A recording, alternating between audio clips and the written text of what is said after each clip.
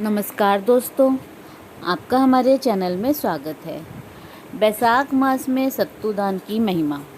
दोस्तों, मनुस्मृति के अनुसार कलयुग में धर्म के 4 चरणों में से केवल एक धर्म दान ही बच गया है। तुलसीदास जी ने भी यह बात कही है, प्रगट 4 पद धर्म के कलिमहु एक प्रधान, जैन केन विधि दीन है दान करई कल्याण। जीवन के लिए आवश्यक पदार्थों में अन्न और जल का सबसे अधिक महत्व है। ये ही पृथ्वी के वास्तविक रत्न है। अन्नदान करने वाला मनुष्य प्राणदाता और सर्वस्व दान करने वाला कहा गया है। छोटे से छोटा दान कर्म भी यदि निष्काम भाव से किया जाए तो वह भगवान को प्रसन्न करता है। यह भगवान कहाँ है? यह हमारे इर्द गिर्द अनंत रूपों में भूखों, बीमारों, गरीबों व अतिथि के रूप में रहते हैं। अतः सभी सक्षम मनुष्यों को अन्न का दान अवश्य करना चाहिए। बैसाख मास में सत्तू का दान क्यों? भगवान मधुसूदन को अति प्रिय बैसाख मास में दान का विशेष महत्व है।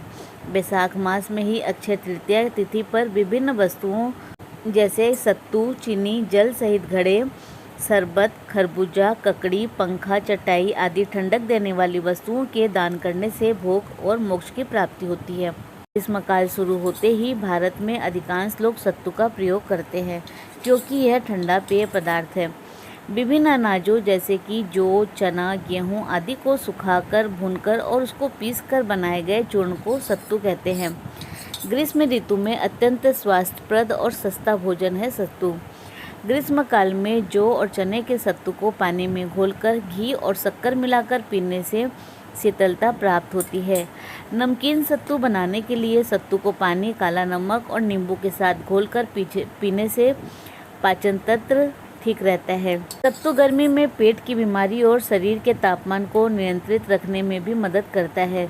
सत्तू का सेवन करने से मधुमेह रोग में राहत मिलती है। सत्तू में प्राकृतिक रूप से रक्त शोधन का गुण होता है, जिसकी वजह से खून की गड़बड़ियों से भी बचा जा सकता है। सत्तू भूखे मनुष्य की क्षुधा शांत करने वाला अत्यंत उपयोगी, सस्ता और सुपाच्य अन्न है। यज्ञ कार्य में सत्तू को प्रजापति का स्वरूप कहा गया है। अतः सत्तू दान से भगवान प्रजापति मुझ पर प्रसन्न हो, ऐसा कहकर सत्तू दान करना चाहिए। शेर भर सत्तू दान का राजस्व यज्ञ से बढ़कर पुण्य। यह कथा महाभारत काल में युधिष्ठिर के राजस्व यज्ञ के समय की है। कुरुक्षेत्र युद्ध में विजय पाने की खुशी में पांडवों ने राजस्व यज्ञ किया। दूर दूर से हजारों लोगों को बड़े पैमानों पर दान दिया गया। यज्ञ समाप्त होने पर चारों तरफ पांडवों की जय जयकार हो रही थी। 5 पांडव तथा श्री कृष्ण यज्ञ की सफलता की चर्चा में मग्न थे। पांडव इस बात से संतुष्ट थे कि इस राजस्व यज्ञ का फल उन्हें अवश्य प्राप्त होगा। युधिष्ठिर और सुनहरा नेवला। तभी एक नेवला जिसका आधा शरीर सुनहरा और आधा भूरा था, राजमहल के भंडार गृह से बाहर निकला और यज्ञ भूमि पर लौटने लगा। फिर वापस भंडार गृह में चला गया। यह प्रक्रिया उसने 4-5 बार दोहराई। इस विलक्षण नेवले की विभिन्न हरकतें देखकर पांडवों को बड़ा आश्चर्य हुआ। धर्मराज युधिष्ठिर पशु पक्षियों की भाषा जानते थे। उन्होंने नेवले से कहा, यह तुम क्या कर रहे हो? तुम्हें किस वस्तु की तलाश है? नेवले ने युधिष्ठिर को प्रणाम किया और बोला, हे राजन, आपने जो महान यज्ञ संपन्न किया है उससे आपकी कीर्ति 10 दिशाओं में व्याप्त हो गई है। इस यज्ञ से आपको जिस पुण्य की प्राप्ति होगी उसका कोई अंत नहीं है। मैं तो इस पुण्य के अनंत सागर में से पुण्य का एक छोटा सा कण अपने लिए ढूंढ रहा हूँ। लोग झूठ कहते हैं कि इससे वैभवशाली यज्ञ कभी नहीं हुआ, पर यह यज्ञ तो कुछ भी नहीं। यज्ञ तो वह था जहाँ लौटने से मेरा आधा शरीर सुनहरा हो गया था। युधिष्ठिर के उस यज्ञ के बारे में पूछने पर नेवले ने कहा, एक बार भयानक अकाल पड़ा। लोग भूख और प्यास के मारे प्राण त्यागने लगे। चारों ओर त्राही त्राही मची हुई थी। उस समय एक गांव में एक गरीब ब्राह्मण अपनी पत्नी, पुत्र और पुत्रवधू के साथ रहता था। कई दिन तक ब्राह्मण परिवार में किसी को अन्न नहीं मिला। एक दिन वह ब्राह्मण कहीं से थोड़ा सा सत्तू मांगकर लाया। उसमें जल मिलाकर उसके 4 गोले लड्डू बनाए।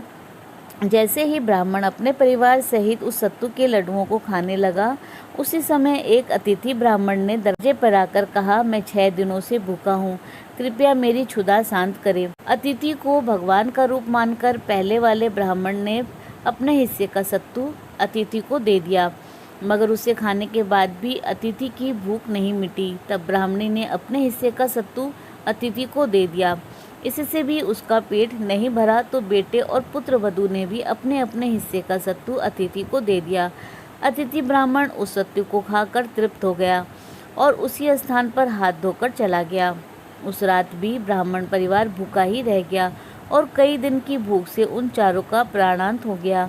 जहाँ अतिथि ब्राह्मण ने हाथ धोए थे वहाँ सत्तू के कुछ कण जमीन पर पड़े थे। मैं नेवला उन कणों पर लौटने लगा तो जहाँ तक मेरे शरीर से उन कणों का स्पर्श हुआ मेरा शरीर सुनहरा हो गया। मैं समझ नहीं पा रहा था कि यह सब कैसे हो गया।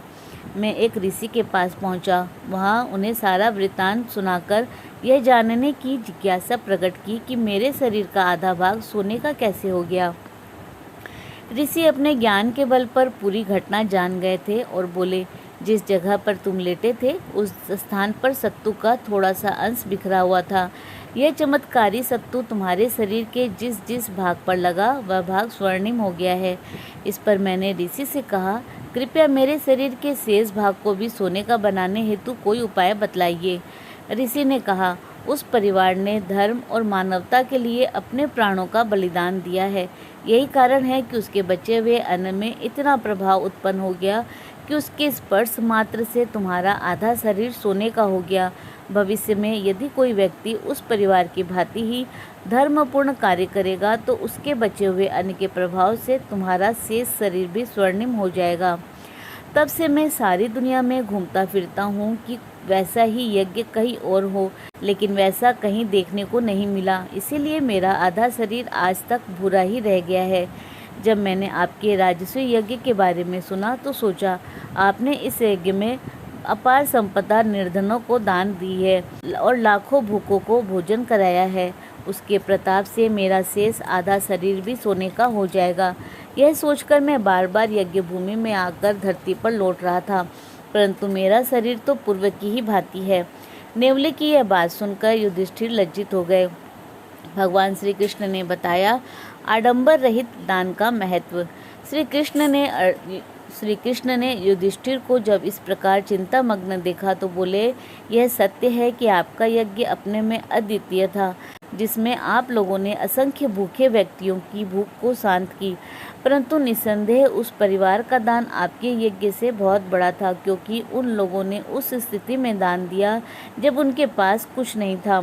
अपने प्राणों को संकट में डालकर भी उस परिवार ने अपने पास उपलब्ध सभी सामग्री को उस अज्ञात अतिथि की सेवा में अर्पित कर दी। आपके पास बहुत कुछ होते हुए भी आपने उसमें से कुछ ही भाग दान किया, अतः आपका दान उस परिवार के अमूल्य दान की तुलना में पासंग भर भी नहीं है। श्री कृष्ण की बात सुनकर सभी पांडवों को समझ में आ गया कि दान, यज्ञ, तप आदि में आडंबर होने से कोई फल प्राप्त नहीं होता है। दान आदि कार्य सदैव ईमानदारी के पैसे से ही करने चाहिए। दोस्तों, इसी प्रकार और भी रोचक जानकारी के लिए आप हमारे चैनल को लाइक, शेयर व सब्सक्राइब करें। हमारे चैनल में विजिट करने के लिए धन्यवाद।